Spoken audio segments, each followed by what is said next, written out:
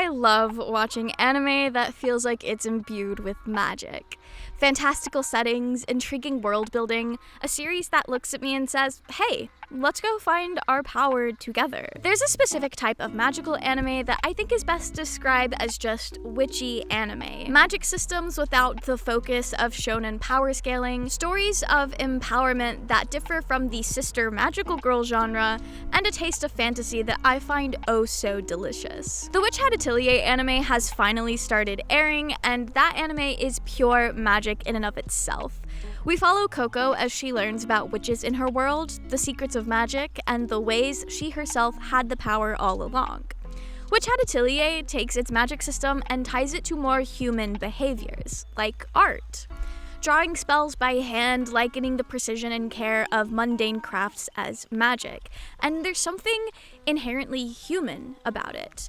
It's very human to create. It's very human to want to draw, want to make something that is bigger than yourself.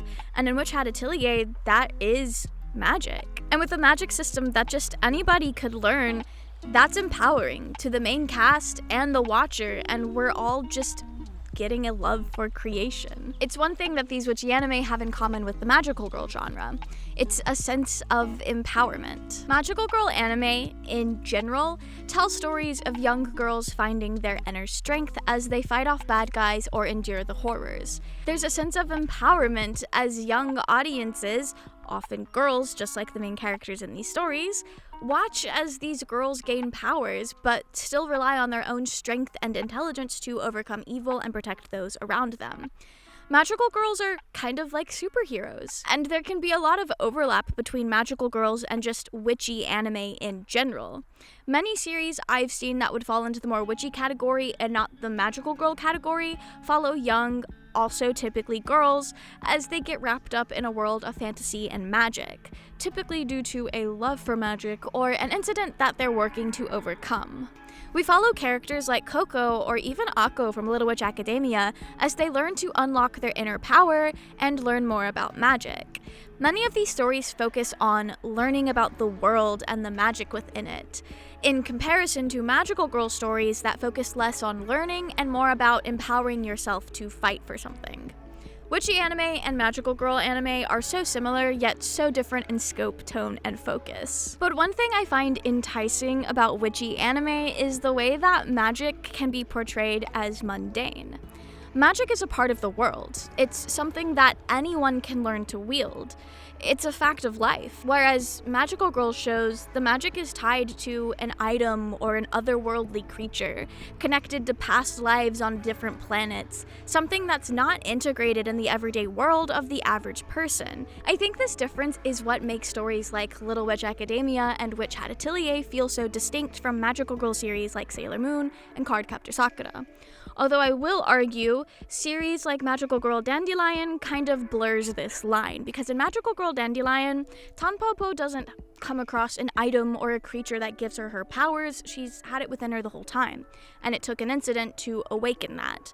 And also, magic is a little bit more integrated into that world, although it is still distinctly Magical Girl, because of all the transformations and magical girl tropes of it all. But with witchy anime, it's not magic being brought to the world, but it is a world that is in and of itself magical. Another series that I think does this pretty well is Black Clover. The average person has a little bit of magic that they can use for mundane tasks and chores. Magic isn't what's special, it's the magnitude of skill and power. This more everyday approach to magic is incredibly fascinating to me, and I love when media shows normal use cases for magic, not just fighting for the end of the world or against the end of the world or something like that. Black Clover doesn't entirely fit into what I would call a witchy anime, since its focus is more on power scaling and fighting, but it is definitely adjacent for sure, and some people do consider Black Clover a witchy anime, since magic is kind of its whole thing. I don't think witchy anime is a specific genre, at least not in the way I mean it. Witchy anime to me are shows that focus on the magic in the little things, and learning about the world. It's stories that, while having magic and power systems, aren't focused on becoming the strongest and telling a story primarily through fights. We may even find that the world-altering struggles are overcome by kids just trying their best to get by. Not the strongest spellcasters, but still passionate and willing to fight for what they believe in. We may even spend significant screen time on mundane tasks like foraging, drawing spell circles, cooking. Anything that slows the pace down and plants the audience into an average day. Elements of slice of life stories mixed in with these bigger stake narratives that many of my favorite witchy shows grow into. Witchy anime, to me, also tends to fall into a specific aesthetic or vibe.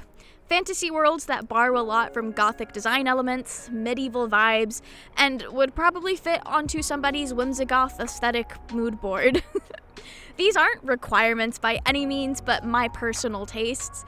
There are anime focusing on magic and witches that can't really be described this way, but I would still consider them witchy anime, despite not fitting the aesthetic vibe. But this overall aesthetic is distinctly different from the average magical girl aesthetic. Flashy costumes, bubbly art, bright color palettes, often strongly featuring feminine colors like pink. I love magical girls, but I also love a good whimsigoth, witchy, whatever you want to call it, story.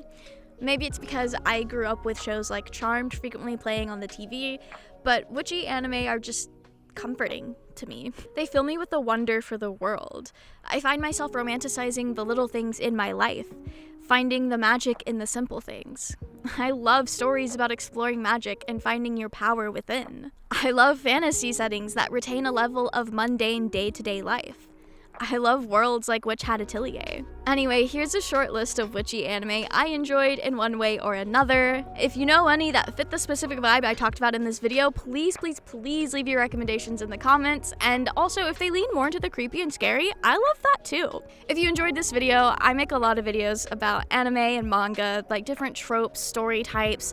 I even do character analysis, or just whatever piques my interest, usually in the realm of anime and manga, but also video games like dating sims, RPGs. I've been in a big Dragon Age kick the past year or so, and there's definitely some Dragon Age character analysis videos I'm cooking up.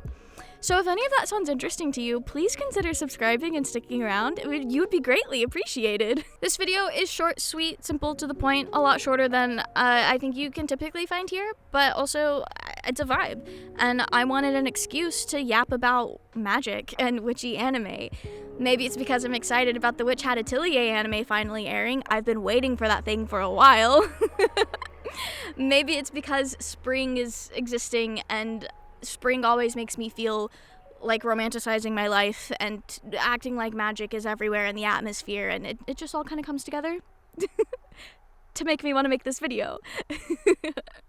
But anyway, that's it for me. I hope you guys enjoyed it, and I will see you all in the next one. Bye!